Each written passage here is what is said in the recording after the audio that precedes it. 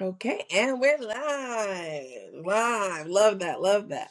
Good afternoon, y'all. Welcome back to Education in Context Beyond the Episode Context and Commentary, where we take the conversation deeper. Today, we are going to circle back on a conversation that we had during episode 2, as we talked about high stakes testing and the violence it reproduces. One of the things that we need to remember when we think about high stakes testing is that it is not a neutral tool. It's not an objective measure of a student's academic ability. And it is a historical and political project as we understand history and the way that standardized testing evolved.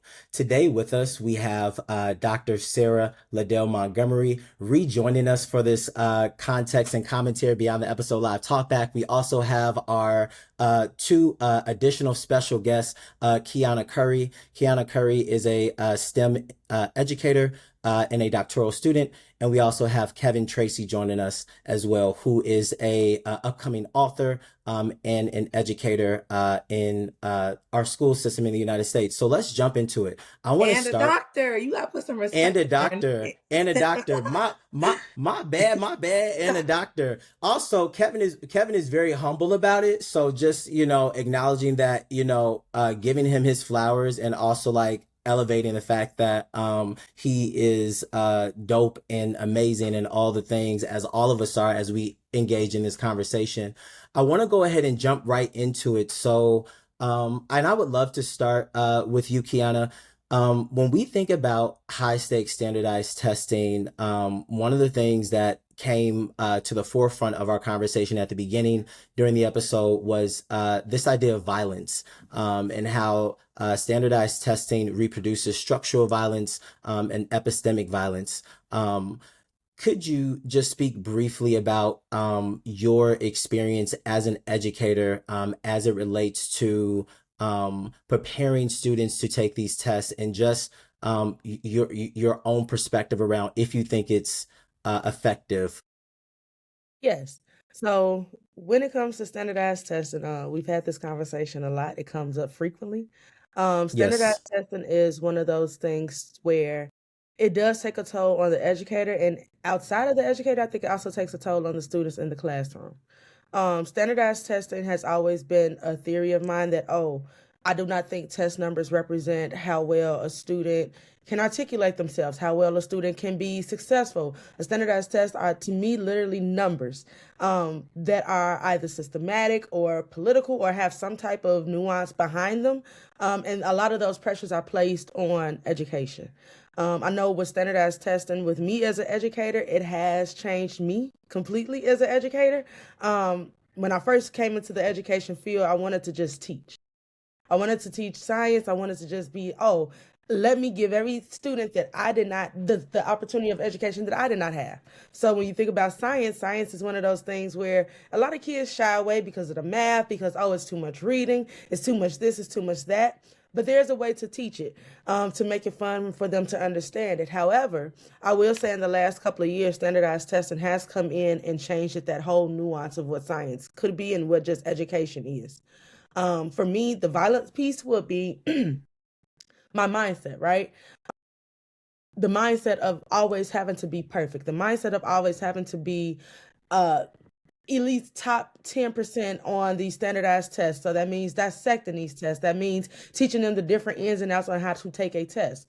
I also think the violence comes with the students to where they're becoming so test heavy, and a lot of the social emotional skills and just life skills that they should be getting are not there anymore, because we're just solely teaching them how to take a test. So I do think this standardized testing piece has a lot of different facets, a lot of different nuances. But when we think about the educational setting, it has become very violent.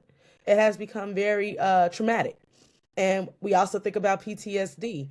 Standardized testing does, to me, have PTSD with certain different types of mental capacities, emotional capacities, wanting to always, I need a perfect score, I need this, I need that. And so then going back to the socio-emotional piece, if we're always teaching our kids that they have to be perfect, they have to try to reach these high scores, that's all that the mind is going to think of.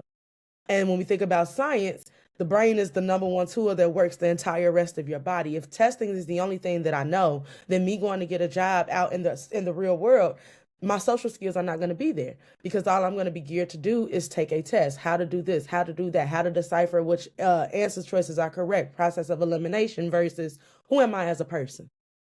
Who am I as an individual? And I do think the classroom has moved away from building students as individuals and building them more so as just test takers for society. Yeah, I think there's a huge part of this conversation that I continue to reflect on, especially in my first couple of years of teaching. I was always taught in my first year that, this is the most important test that students are going to take. It's going to determine so many other things. And it does, and it does. And what else is it doing to benefit, our children? And I think that is the push for us right now.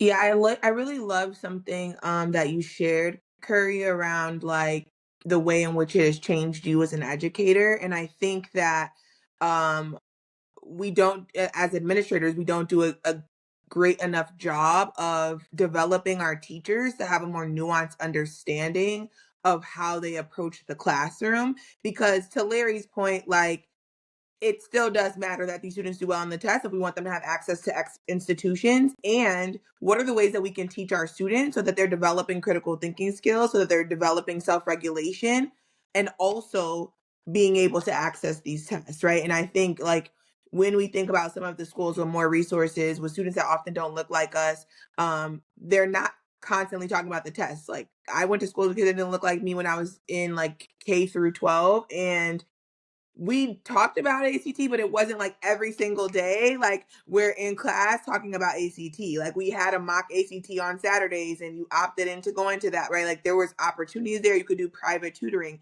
but also oftentimes our kids don't have access to those resources. And so I think thinking about what are the ways that we still create access and develop the whole child is like super, super important. Yeah, I would love, Dr. Sarah, to get your perspective on if you think standardized testing has prepared children for then the college experience that they have. Because I think there's a lot. Exactly. Nell's laughing because First of and all, Sarah's I'm making a laughing face. because you asked that and you Look, gave what your answer would have Right. been. look. So ask it Yeah. neutrally. Yeah. I mean, think about it. Like we have Let her answer the students who are, question because you was yeah. ready to answer. Yeah, we got students testing for, 12 years of their academic career. So like, do we see success, from this way of preparing children for college? That's a loaded question. And the reason it's loaded is because socioeconomic status plays a role in how the testing shows up, right? And Nell, you kind of mentioned this, and Kiana, you did too. When you think about testing as one aspect of the student experience and not the only aspect, I do feel like there's a certain type of environment that yields a successful student when it's done correctly, right? And we do see that in higher education, students who look at tests not like this overwhelming undertaking of their life, but look at it as a part of their educational experience, often show less signs of frustration, less signs of fear. Doesn't mean they're any less worried than anyone else. They have the same amount of anxiety around test taking. There's no way to eliminate it, right? You can study every day for the rest of your life and still have anxiety on the test you know how to take, right? But they do show up differently in the classroom. And a lot of it has to do with all the other social emotional aspects that existed in their education. I think for students who didn't have that, we see the same type of struggles that we would have seen if no tests were administrated at all, right? Like, they may come to a test more confident, right? They've been taking tests continuously, so they might sit at the table and be ready to take the test. But then we see in class, they're not engaging, they're not having conversations, especially with the writing. I don't know if I mentioned my degrees are in English language and literature, specifically criticism, right? So like, I write to criticize and to critique literature. And so when the students are writing, this is where we see the number one sign of trouble showing up, right? It's like, whew, okay, let's take a step back. Let's evaluate, where you are in your writing. Let's talk about what critical writing is, academic style writing. And we're teaching a lot of that stuff, even at the college level. There are these classes called, first year seminars, right? These are your first classes you take. Y'all know this. When you come to college and they say, let's get you prepared for college level academic writing. But even in that course, we can see very early on a student who is going to struggle a little bit more academically with that. And so if you are an instructor seeing that, you have a responsibility to kind of figure out how can we in this 16 weeks really get you prepared for this next style of classes. Because after first year experience, even if you are a STEM major, you are going to take an advanced, pseudo advanced writing course, and then that's going to impact everything else you do academically. So I think it has a lot to do with what other resources are available to the student outside of the test taking. Are they engaged in after school curriculars, right? Like, do they have any type of hobbies that keep them invested in learning outside of the classroom? What type of teaching styles exist in the classroom, right? Like, are they, like Kiana, you said this, are they educators who are teaching to take a test, or they are educators teaching and informed by what the test is going to say? Those are two different styles of teaching, and they show up in the way that the students show up in the classroom. And then and I'll make this part short, for the early college, it's a little different because we are kind of interrupting the high school process. You can come into an early college by 9th or 10th grade, or you could come in at 10th grade, like you'd be going into 11th grade. So we are seeing the students when they're like 14, 15, or maybe 13 at the earliest. That interruption, I think, is significant, especially if you're at an independent school, which I am. We don't have the same fear of test taking unless we know that the student is trying to get into a really competitive program. And then the faculty are working with them independently to prepare them for the test, the entrance exams, or whatever. But our classrooms are centered around the subject. We have a lot more flexibility. And I mentioned this to Larry and Nell before, is that independent school structure really focuses on the holistic curriculum. And so there's a lot of privilege that I have as an educator to not sit with the same types of weight on my shoulders about how my students academically perform. I can actually meet them where they are and focus on academic wellness holistically. So let's talk about why this was difficult for you. Let's talk about what type of assignments I need to include or subtract while we're doing this. And the final goal is that you mastered this subject, not that you mastered this test that we're going to take.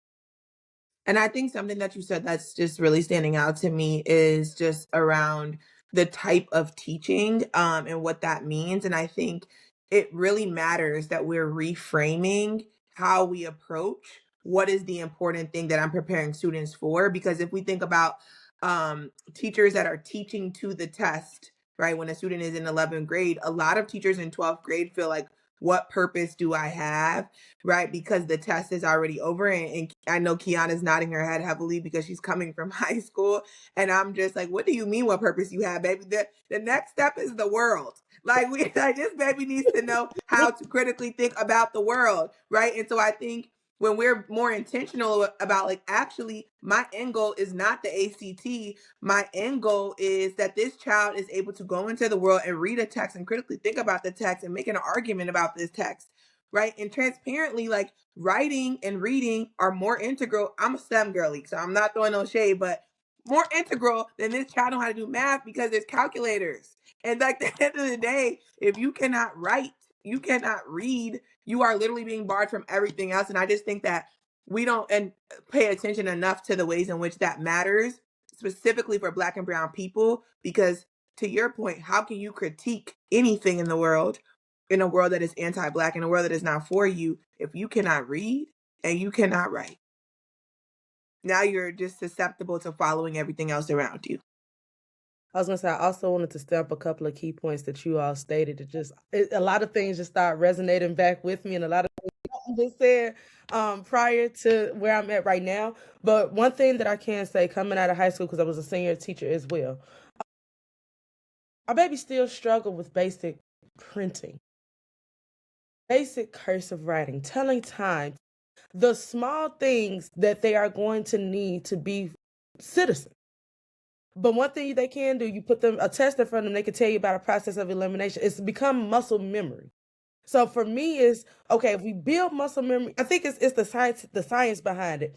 You build muscle memory on test taking skills since they're in elementary school, middle school. By the time, and the hope is that when they get to high school and they sit in front of these ACTs, oh, they're getting these 36s. They're getting them out the park because they know how to take the test. Why? Because it was so much muscle memory of how to take this test from third grade on to a junior year in high school. If we did, like you said, now we put emphasis on the test taking, but we also put emphasis on building them as people. Where would that end? Where would that go? I have students who are graduated high school students, can take a test, 4 point something GPAs, which is why, Larry, I told you yesterday, hey, we need to start talking about the GPAs, right? I mean, over millions of dollars in scholarships. They leave, they get down to school, but then they come right back. They don't finish the first semester because no one has taught you the social skills. No one has taught you time management. No one has taught you how to go and even talk to a professor when you may not even understand. And like going back to your point, Neil, the basic reading. You can read the reading on a test is totally different than comprehending when you're reading something, it just in general. You're reading on a test to see what answer matches this best effectively. But when you think about reading for comprehension, reading to get success, reading to say, okay, yes, this is going to get me to my next step if I get into this or if I get into that, those are two totally different things. And those are the skills that our kids don't have. Those are the socio-emotional skills that our kids lack. Why? Because we focus so heavily on a GPA that at some point, this is null and void. It's inequitable. We focus on standardized testing that is inequitable, that is not built and designed for Black and brown students to succeed, not built for Black and brown students to go ahead and master these. And trust me and believe me, when we do master it, they are the first ones. You cheated. I've been in situations like that, especially with science. Oh, you cheated. You this. You can't be that smart. So what do you Yeah. mean? Yeah. This I is want to taking jump. me to, oh, go ahead, Larry. Mm-hmm. No, I was just gonna say Ready. you mentioned yeah, I know. I mean, this is a really interesting conversation. You said something, Kiana, that really stood out to me. You said build the people, and I think that that is the piece that's missing with education. We are framing, the experience in the classroom essentially around preparing students to take this test. And I'm not saying that the test doesn't have value. I think that there's value in assessing students on, what they know and what they do not know and skills that they're able to demonstrate. There's value in that. I just think that there is a underlying, interest in people making money. And we talked about this. It's $1 billion industry. People are making money, creating the tests, administering the tests, preparing teachers to teach to the test, grading the tests, sending the it's $1 billion industry. And so And it when seems like all to make America look good because America is so far behind, but based on other countries mm-hmm, statistically with mm-hmm, tests. So mm-hmm. yes. Yeah, Sarah, what was your Everybody's thought? saying it, but y'all ain't saying it, okay? Think about it. When you Say it, think about sis. what schools suffer the most from this, it's always the brown schools that already lack the funding, right? They are intentionally withholding funding from our schools anyway. So when you think, we talking about a system that was built off of cattle slavery, enslavement, right? When you think about our ancestors being brought over here, they said, we're going to give you this Bible. We're going to teach you to understand this Bible from the way that we teach it to you. We don't Mm. expect you to question it. So when you think about education in America, that was the foundation, that was the blueprint for us as enslaved, our ancestors enslaved Black people here. So then we said, all right, enslavement is over. We're going to create Black and brown schools. We were doing great independently. And then they say, you know what, we're going to open this up. We're going to desegregate the schools, but we're going to start sending in our teachers who we want to teach. And then we're going to tell you and regulate the curriculum that you teach. And we're going to give the resources based on the area. So you know that the brown area is in a lower social economic status unless you're in certain areas. That's not as often, you know what I mean? You don't see as many wealthy brown neighborhoods back in the day as you might find some today.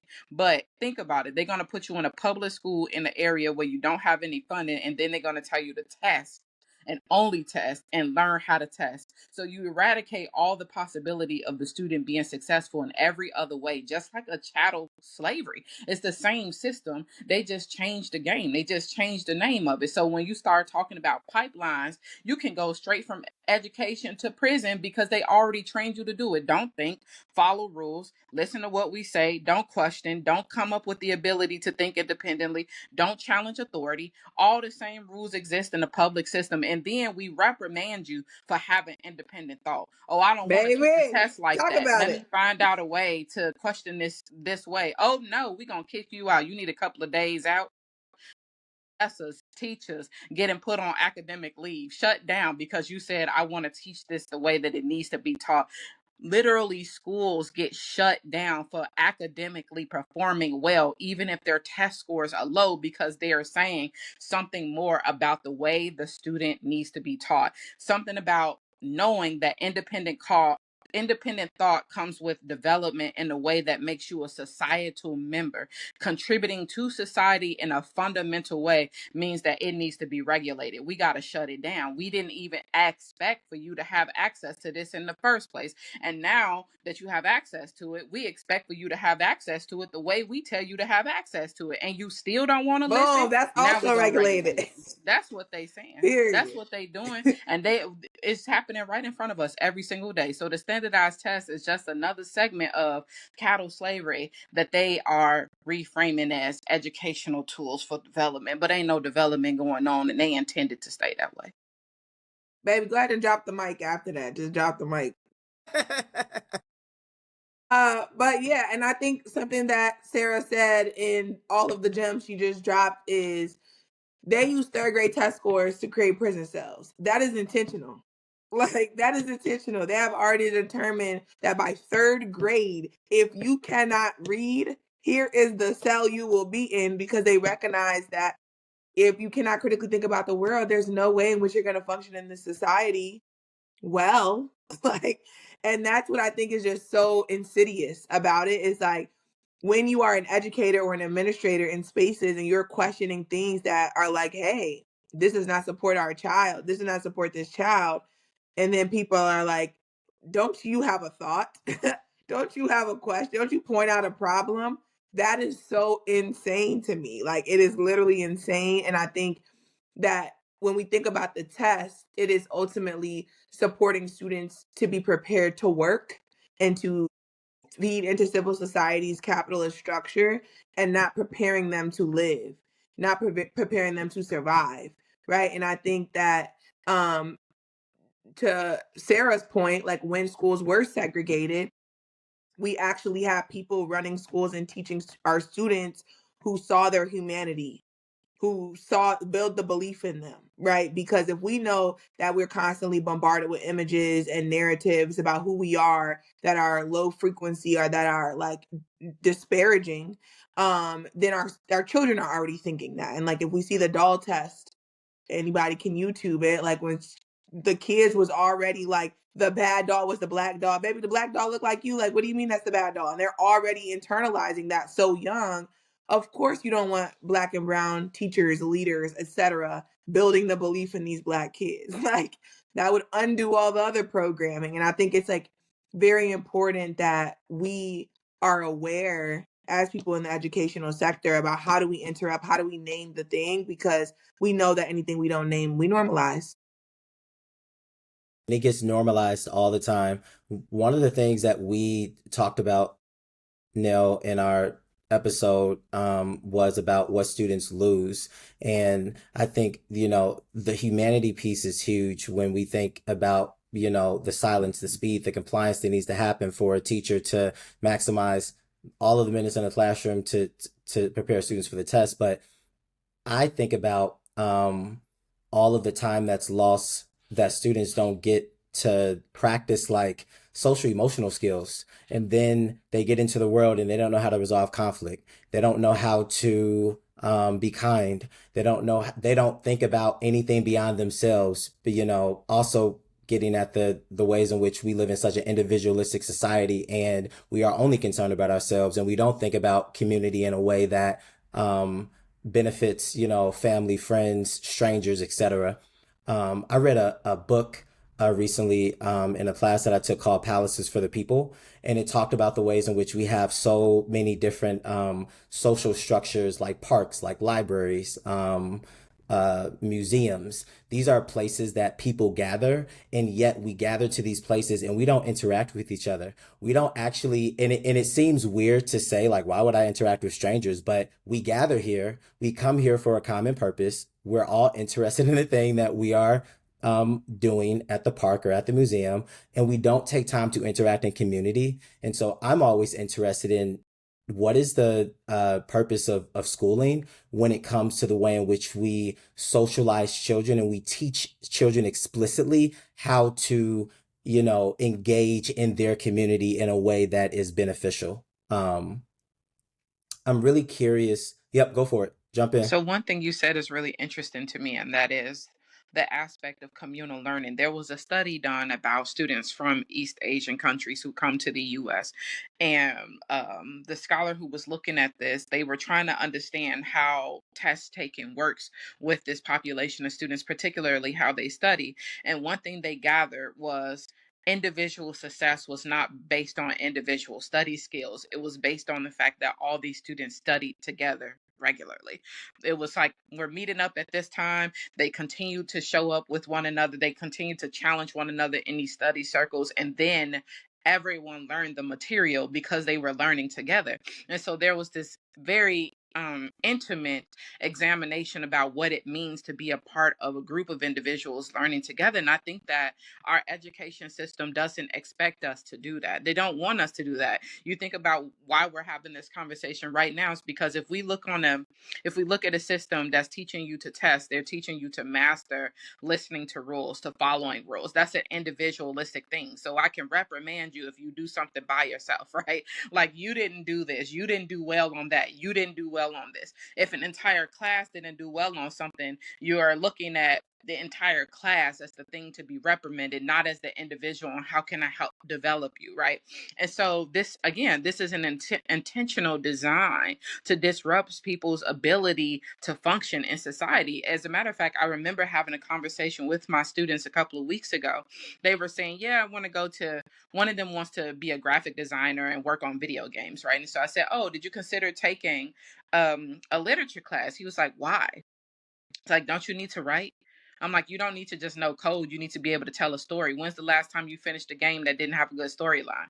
He was like, oh, true. Yeah, I don't, I'm not involved. I don't like them. I said, did you think about taking a theater class? He's like, why? I said, don't you want your characters to interact with one another organically, even if it's a game? He's like, oh my God, I didn't even think about that. He was like, but you know what? I got some friends that are really good in these things. I think if I just met with them, even if I didn't take those classes, I could learn from them and we can work on that together. I said, exactly. That is what I was hoping he would see. I was hoping that he would utilize what he had as a resource, which are the people around him, to understand this developmental aspect. This was a 10th grader, right? So he already has this mindset going into the next part of his academic career. I need to expand what I'm interested in to make sure that I'm developing this thing I really want to do, but also understanding the people around me can offer this unique perspective on what I'm doing and contribute to something good that I'm working on, right?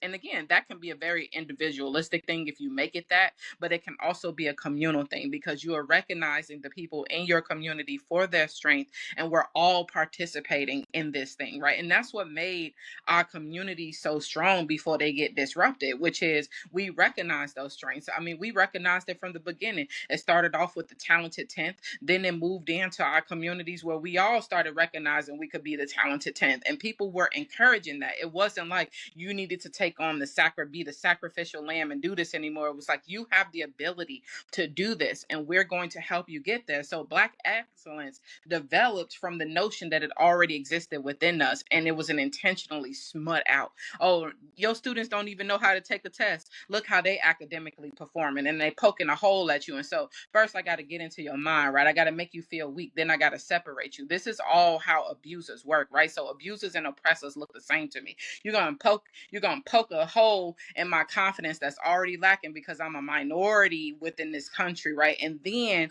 you're going to start poking a hole at the resources that I have available to me. So now I'm lacking in that. And then when I start moving around, you're going to poke a hole in my confidence because I now know that I suffered some kind of way. And then you're going to remove the resources resources from my community. So they closing our public libraries, gone. They closing the community colleges, gone. They closing the early college programs, gone. And then they sending the resources to the areas that already got the resources. And so they maxed out, but we continue to suffer.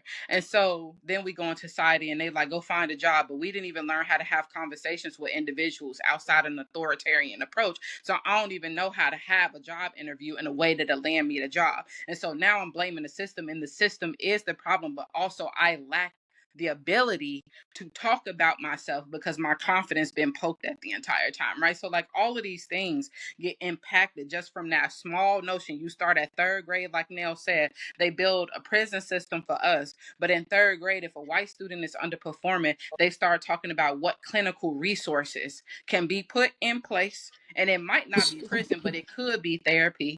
It could be social emotional development. It could be after school curriculum. Maybe they are talented in this other way. There is no thought of impossibility for white people. That only happens for us. It's impossible for you. It's possible for somebody else. And our resources detect that for us, determine that for us.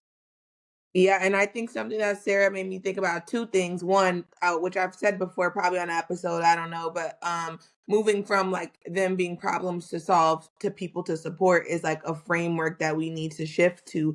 And I think the biggest piece of that, when I think of like children being problems to solve and how early they issue IEPs to our students, and it's like, wow, this student goes their K through 12 experience having an IEP, not actually being supported because we know that they haven't gotten it right somehow in any school in the country, and we're pushing them all the way through because we don't actually want to deal with them, and then boom, they graduate. Now you're in the real world with an IEP that means nothing because the job is not, they don't care that you have an IEP. And so at the end of the day, it's like, what are the ways that we see the students as whole beings that need to be supported in fundamental skills, but also like how are we training the adults to be able to do that? Like how do we stop just changing the data? I think there was this research that said GPAs nationally are increasing post COVID, but test scores are decreasing. What does that, like, how does that even make sense? That doesn't make any sense. But that's what it says, right? And so I think we have to ask ourselves, like, what are we doing to fix the education system in a way that actually supports the whole child, but also to support educators in being able to do their jobs at a higher level? Because unfortunately in charter, y'all know this classrooms with 35 kids and one adult, and this first year teacher who does not even have basic classroom management is now responsible for teaching 35 kids, and they're going to drop the ball for 1 year because let's say you put them on a PIP, that's 6 weeks. Okay, then they get off the PIP, but now you don't got nobody to fill the seat, so you just keep them in there, and then it's like this child didn't learn for 1 year. And I think it's just like consistently a cycle where Black and brown kids are negatively impacted. And I think, I don't know if you remember what the quote said on LinkedIn, Larry, of that lady that was like, this professor at this university said Black people know they go to bad schools, or some crazy They too dumb to know that they go to bad schools. boom, too dumb to know that we go to bad schools. That's crazy. And this is in 2026, right? And so I think when we have people running these institutions at the superintendent level, at the CEO level, that have these type of ideologies about our students' abilities, about our adults' abilities to know what to do, what are we doing? Like, at what, the test is the only thing that they can utilize to make it seem like they're doing something for our kids. I'm sorry, I'm so thirsty because this No. topic is I mean, I was like this when I was watching episode 2. That's why I didn't send any voice notes this time, because I had so much to say. You know, something you said just struck a chord with me, and that is the idea of seeing children as people. So when you start questioning what the adults do, you got to take a step back and think about who is sitting in the class teaching the children. Not all of us see students, even students, as people. We see them as something we're supposed to control. That is also by design, right? When you think about many types of Black households, you grew up not questioning your parents or getting in trouble for it. You grew up being told what to do, and that's just what you expected to do. You better not have an independent thought about what your parents say. Don't ask me that. I'm an adult. You and the kids stay in a child's place. Go sit at the kids' table. You know, all those things that are reinforced. And then I became an adult, And all of this unlearning is a conversation many of us millennials are having. Unlearning, that's the term. We unlearning this. We're unlearning, but you unlearning in real time while you're educating somebody. So in the process of your unlearning, you still reverberate the things that you know, and it happens unconsciously. You're not thinking about your biases about children while you're teaching children because you think your love for kids is enough. So it's like, no, certainly I'm not causing any harm to this kid by thinking the way I'm thinking because I love kids and I want them to grow, but it is hurting them because you don't see that kid as a kid. You see that kid as somebody who you need to train, who needs to listen to you, not question your authority, not question your system, not question your process, because that's how you were trained to think. And so we reinforce that if we haven't learned to disrupt it, right? So when you said, how do we train the adults? It starts there. Like it starts with what resources we provide to our educators, even what resources, when we start thinking beyond our educators, what are we sending home? How are PTAs working in Brown communities? What resources are we providing the parents? Do the parents even have time to be invested in the resources that we're sharing so that what we're disrupting in the classroom is also practiced and learned at home, and it's not something that gets dropped off the planet at the end of the day? I'm gonna tell you, I work at in a wealthy, at a wealthy school with a bunch of wealthy kids to some degree, and these parents are super involved. They show up everywhere, almost to the point where their kids can't do anything independently because their parents keep stepping in. That's a whole nother issue, right? It's like you go from one extreme to the next. But I think there needs to be a healthy balance. And part of that is, how do we not get so stretched paper thin trying to solve all the problems? And how do we, as Larry said, look at this as a communal effort? Because it used to be. It was a communal effort. There was a communal responsibility for educating our children, and asking questions was embraced. It was a part of our learning. Inquiry is literally a part of our learning, how children learn. Play is a part of our learning and how children learn. And all of these things are being eradicated. When you say sit down, you telling a third grader to sit down for 50 minutes. Stop it. Like they can bear, their nervous systems aren't even wired that way yet. And so, but they're required to understand it and perform it in a way that doesn't upset the educator, doesn't get them sent home for the day, and to also not question things. We literally are damaging their ability to be critical thinkers, independent learners from the onset, and then the community reinforces it, right? So now you hit it on the head when you say, how do we expand what we do with the adults, with the educators? But I think it goes a step beyond that. And what do we do with the community? How do we reinforce it with the community so it is holistically impacting everybody, and it's not just on the kid to take the information and be transformative? Yeah, I would love to bring Kevin into this conversation. Kevin, I would love for you to speak about, just your thoughts related to standardized testing and the Well, good impact you afternoon, think it everyone. I has think it or doesn't has a have major on impact. children. And let me double back, right? So I think it depends on perspective, right? On who is looking at how the test affects Black and brown children. So when we look at it from the perspective of the the system that creates the test, that says, hey, we created this test for them to fail, so we know that we can get, right? So we can get paid. But from an educator as myself, I think the standardized test has a negative impact when we decide as an educator to teach students to the test and not just to be critical thinkers for themselves, right? Beyond the test, right? Yes, the test is designed to provide you with an opportunity to advance in your educational career, but outside of schooling, right? How does this test deem you worthy of whatever society says, right? You should achieve. And I think for me as an educator that refuses to leave the classroom because maybe one, it is out of fear that I don't know the next time students are going to have a Black doctor stand in front of them, right? Like I don't know how often that happens, but I think for me it is to explain to them the importance of this test and how this test is going to help them catapult them to the next step in life. But not teaching them just to take the test, right?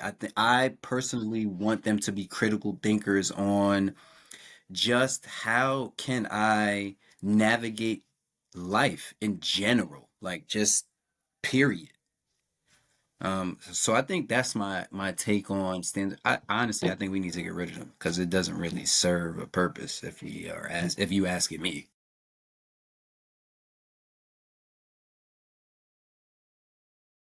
I agree. Get rid of the test.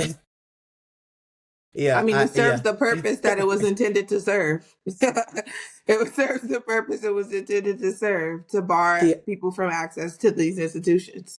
Yeah, Kiana, I would love for you to just speak a little bit about because I want to shift gears a little bit. What do we think is the assessment that is more valuable for students? You know, when we think about the way in which we understand what they're learning, how they're learning, and if they're developing. So in your last episode, you stated around like IQs and things of that nature. And I really wanted to hone in on that because I do think that would mean much more than a standardized test, and then the socio-emotional part. So again, doing away with the standardized test, I agree wholeheartedly for. But when you think about if a student is prepared, right, we have to have some type of metric, some type of measure to see where they are. Can they cognitively handle it? Are they emotionally able to handle it? And so coming up with an IQ or in a socio-emotional test that can come in one, to where, yes, they do get the math, they get all those different types of things that you'll see on a standardized test, but it's solely based on that IQ. And so with that particular IQ, I do think they can take that and then say, oh, if a student's IQ is here, these are different metrics that we can use to get it here. And if they get it here, these are the different metrics that they can use to eventually open up to these particular schools, these particular scholarships, all of those things that they are actually entitled to. I do think that was a really good one. Like, I myself am trying to figure out what else other than socio-emotional IQ. Yeah. One thing that I was thinking about was technology.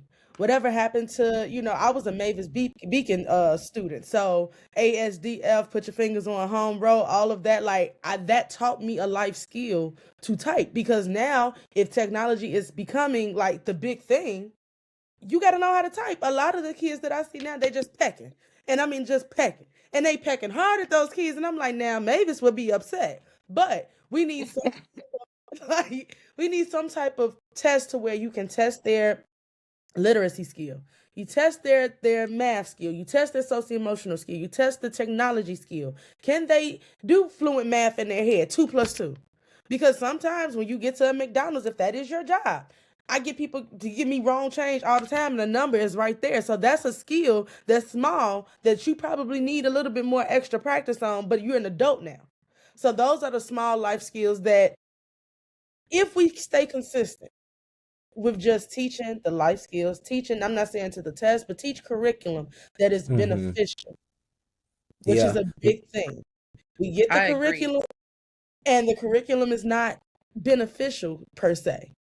Teach beneficial curriculum, teaching it to where, okay, I'm not saying be a clown, jump on the desk, I'm not saying any of that. But as Sarah stated, why would I tell a third grader, have a seat for 50 to 60 minutes straight, knowing that that is how they learn? They learn through play. They learn through interaction. We could bring in a cash register, like, hey, I need this. But those are all different types of ways that they are learning, and you're still building those life skills, because then by the time they get to college, they say, oh, my third grade teacher brought a cash register in and they taught me this. Yeah. And so that is that big piece. Like, it's that muscle memory. If you can do muscle memory with a test, you can build muscle memory with life skills, and it works hand in hand. Yeah. And I think there are pockets of this happening. There are pockets of this happening that I think are not at scale for all of the reasons we've named previously. Like, I think I applied for a job once where I had to take a test. It was an IQ test, literally. And I was like, oh, wow. And I'm like, it was for a leader position. And it made me be like, wow, this is like happening in pockets that I don't even know about, where like this matters. Like, you should actually make all leaders take an IQ test. Like, if you don't have the skill set to be able to do this, how are you going to run teams and have systems and et cetera, et cetera? You know what I'm saying? I'm like, this is not happening at scale, at least in the charters that I've worked at. And so for me, it's like, there are pockets of this happening, but to all of the points that you all made previously, that would then mean that they would create a world of leaders. And that's Exactly. not what they want, right? Like, they also need to create their worker bees. And so that's also the piece of like, when the people that are writing the narratives are writing the narratives, like, they're writing them intentionally. I Yeah, think one of the things also, that I'm I'm sorry, Larry. Yep. No, you're fine. You're jumping right back in, Kiana. I was just going to say, and then Sarah, I know you had a thought. One of the things that I am thinking about, Kiana, as you speak, is there are multiple ways for students to express what they've learned. And the book that we grounded episode 2 in, by Wayne O, talked a lot about the other ways in which we can assess students. One of the things that I thought was really cool that he highlighted was student portfolios. You know, student portfolios are a great way for students to show their learning in a lot of different ways that a assessment, high stakes standardized test will never be able to show students learning of. So Yeah, You I was also, literally took the words right out of my mouth. I I was mean, gonna say because that. Yes. yeah, so like my daughters were premature, and one of the things in the state of Massachusetts, when you have premature kids, they automatically kind of assign you to, it's not a caseworker, but it's like an early intervention team, and it's free from the state. And so the early intervention team that I was assigned to was actually the parent to one of my students here. So we already knew each other. So she came prepared in a different type of way. And the way that she talked about learning and development was not from this scolding place. It was just observation. And so she would come every week and they would do like hip exercises with my daughters. They would just let them play, watch how they interact with people. And then they would throw in these little tidbits that I realized were the checkpoints from this little developmental chart that they had, right? And so at the end of a year, they have to assess whether or not they need to continue with the intervention or not. And so about, I would say 7 or 8 months in, she goes, I don't really think we need to still be coming over here. And I didn't even know how she got to that point. So she pulls out this document and she says, yeah, we observe this, and this. Do they play? Do they respond to things? Are they climbing stairs? Are they doing all these developmental aspects that never became the focal point of our discussion? They were just happening organically. And when I was worried about something, I was able to ask her, like, is this something I need to be worried about? Or what do I need to do to help with this? And I thought about that in the classroom, and I had a teacher in undergrad who did this portfolio. This was the first time I had ever been asked to do anything like this. She is still a friend of mine, but also a wonderful professor. The first day of class, she gave us a poem or something. I can't remember what it was, but she asked everybody to read it. And then she had a list of questions she wanted us to answer. And you had to fill out the questions, blah, blah, blah. She used that as an assessment. The questions weren't even like, tell me what this means. It was more like, what do you think about blah blah blah blah blah. It was curated to get your thoughts moving. And then she grouped us into groups based on how we had responded to this initial assessment that she provided. And when I tell you, this was the best group I had ever been assigned to in my life. I hated group work, and never once had I been in a group where people took accountability for things. We had a student one day who got sick. He was like, I'm not going to be able to do this. All of us were like, we got it. And then he came back and he said, but I jumped ahead and I did blah, blah, blah, blah, blah. And like, this group was seamless. So after the course was over, we had this portfolio of work that we had completed that she assessed us on, and that's what our grades were based on. And I asked her when I was a master's student, how did she come up with this method? And she said, thinking is not independent. When you were in a classroom. I will never forget her saying that. I was like, what? She's like, when you go home, you think independently. That's what homework is for. You're thinking alone. You are thinking about what you were taught. You are assessing, you're processing things. But when you come in the classroom, she said, you are influenced by everything, including the people that are around you. There is nothing wrong with understanding the strengths of the people around you. And that's what that portfolio was for, to showcase how these individual people had come together and had learned together and had performed together, and these were her things that she was supposed to teach us by the end of that course. And I will never forget that. And I think as an educator, that is such a hard thing to do because it is so opposite to everything we've been trained to do as educators. But if we were given the resources, the space, like literal space and time to adjust and to learn these processes ourselves, I do think that there's room for our education system to look like that across the board. But yeah, I will never forget that. And I will never forget what assessments were like in her class. I don't remember taking a test. I just remember being given these assignments and knowing that they were going to be graded, like that we needed to meet some expectation, but never feeling the pressure of this assignment coming. It was not like this big deal. At least she didn't treat it that way. And then I found out she was actually one of the hardest professors in the at the school, and the toughest grader too. And I was like, really?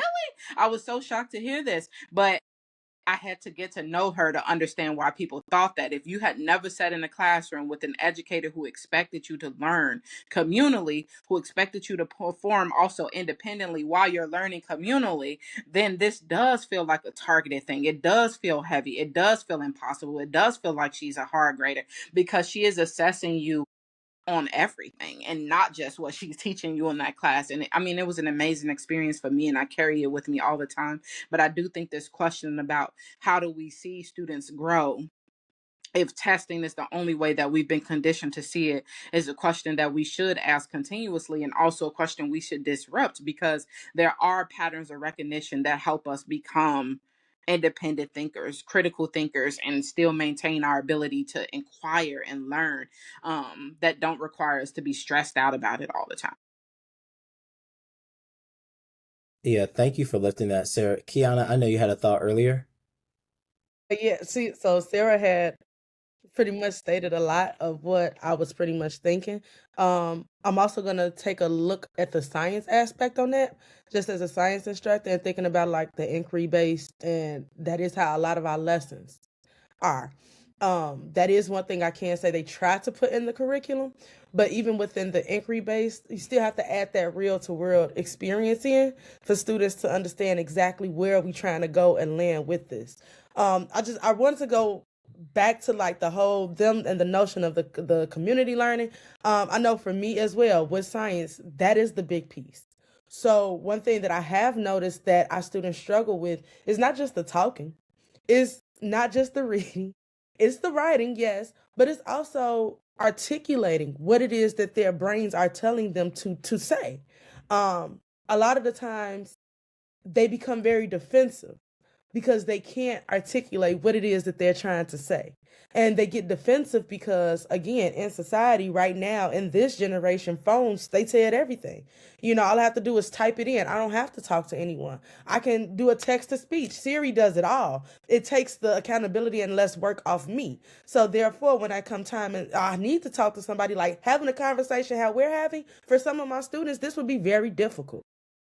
And it's very difficult because we're taking what a prompt is giving us, what Larry is telling us, and we're using our experiences and all of the things, our theories, all of the data pieces that we've known, and putting them together to form our own opinion. And that is what ultimately we want them to do.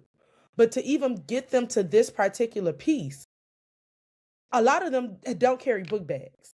A lot of them don't carry books home. A lot of them don't do homework. A lot of them don't even see the purpose behind doing homework because there's no one at home to even help me do the homework. So it's like it's a generational thing. It becomes a generation after generation after generation. And the piece is, when do we stop? What generation do we stop and say, this is it? Because at some point we keep having these conversations. We're saying it, we're getting the notion out there, we get the ideas out there. But ultimately, when do we as a people and say, as parents, as caretakers of kids, stop? This is how we're going to do it from here on out. And I think that requires us, we always talk about, at least I talk about with my kids, a seat at the table. And we talk about the seat at the table as in, I'm not saying that you have to be, all the way at the top to make that chain of command that comes down. No, you need somebody that looks like you and I up there. And I'm like black and brown because I have kids that can't read, write, or speak English, but yet we're asking them to sit in front of a standardized test. Take this test. This is some of them, their first time even in America. You want me to be the person of Jesus to come and say, yep, I'm going to grow them automatically off back. If not, that's your job. Now I'm on the PIP. Now I'm this, I'm that, because you haven't given me the proper training, all of these things. Now I'm like, oh my God, I'm stressed out as an educator. It then changes my mindset. It then changes that, when I go into the classroom, all I'm going to do is teach the test because my job is at stake. This is at stake. And then again, we forget that they are people. But I also think education forgets that teachers are people.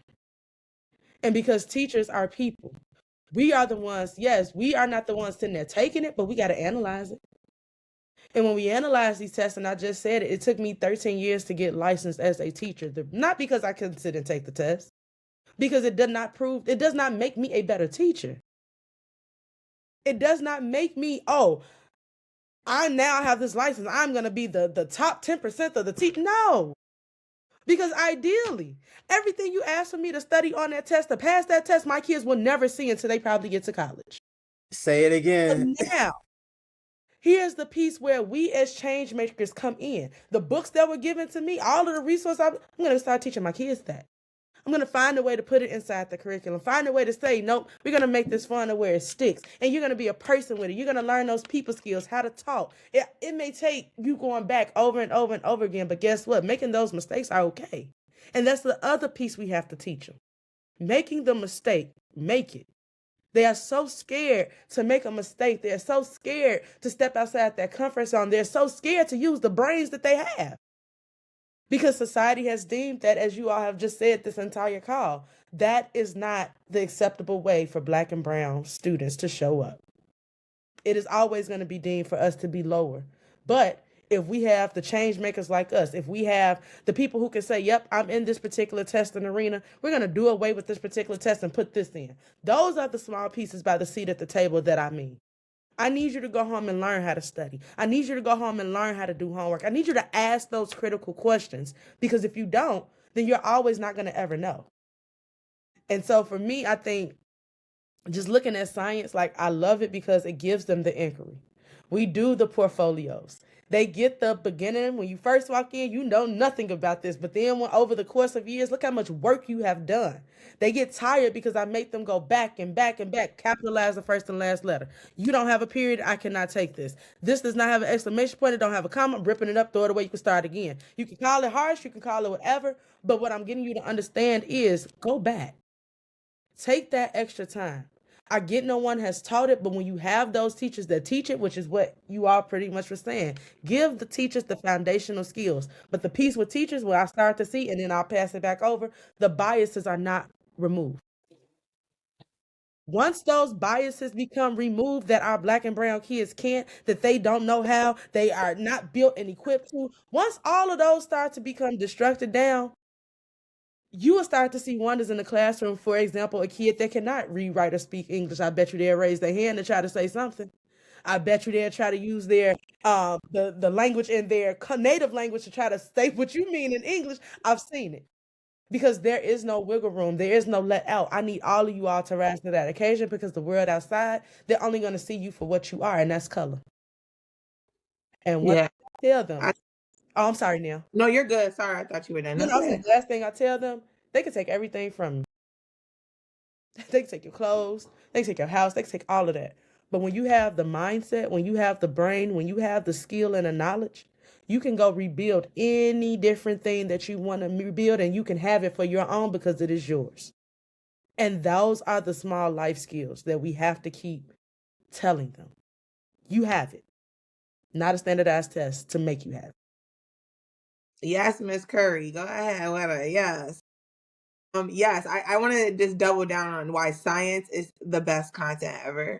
And as somebody that was a science teacher for 6 years, and then over STEM, like, students that often do not thrive in other spaces thrive in science.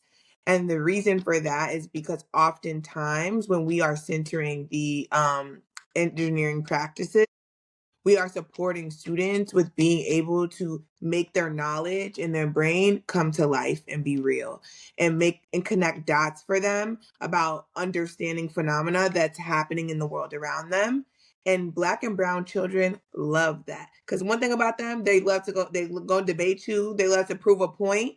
And so now you can prove a point with some evidence. Now you could go home and tell your mama why the ice is melting in that cup, and they love that, right? They love to be the holder of knowledge. And so one piece as it relates to shifting assessments is we actually do need to tap in more of these modes of engagement that we see in the science classrooms across other content, because the reality is when students are being able to apply thinking, apply knowledge to things that are happening around them, it becomes more relevant for them. They are more invested in it, right? If we think about our poets that performed the other night, Larry, like when they started in 6th grade, I remember I wanted to start a little poetry club. I was feeling myself. I'm like, yeah, we're going to do poetry. They was like, Miss Williams.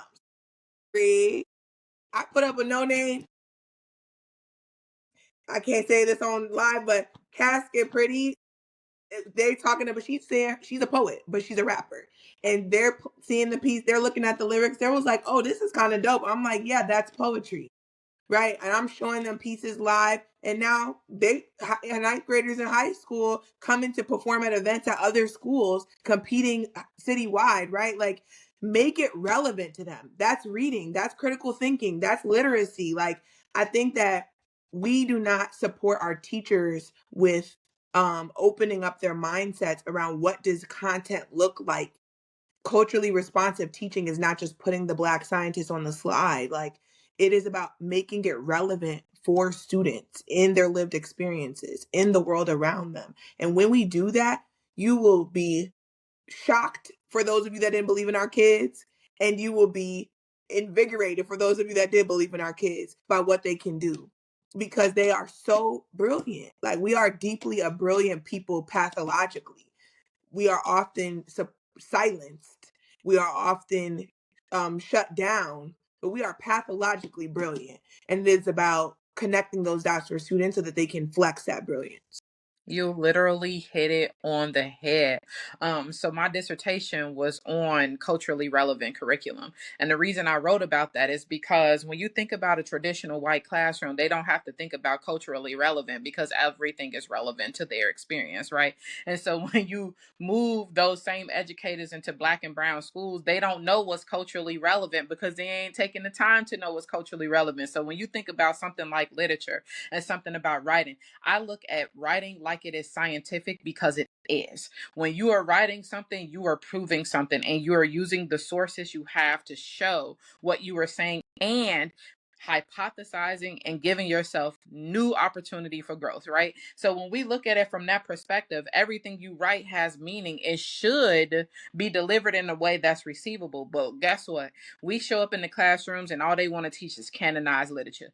How many times did you read Romeo and Juliet? Yeah. How many times did you hear about Baby, goddamn I'm so Hamlet? tired of Like, Shakespeare. nobody want to hear I'm not that no gonna more. lie I to don't want to you. see that.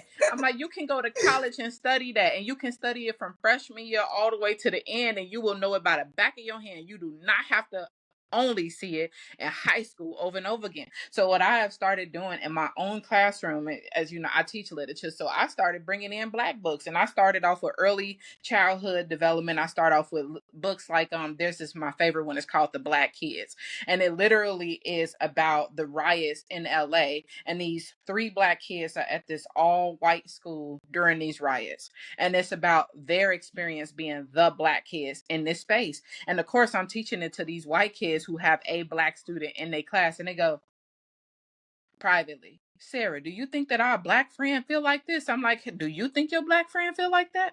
They're like, I have never considered that they sit in this class and feel by themselves all the time, and we all here with them. And so then their writing shows that they're in their writing critiquing and not an experience, but critiquing what is actually happening on the page. It turns away from, let me tell you why I don't believe what the writer has to say, versus let me tell you how I understand what the writer is saying and what I get from that. And that's a whole different experience in the classroom. And like I try to tell educators all the time, you can find relevant things even in math. I had a math instructor who decided she was going to teach this math the con.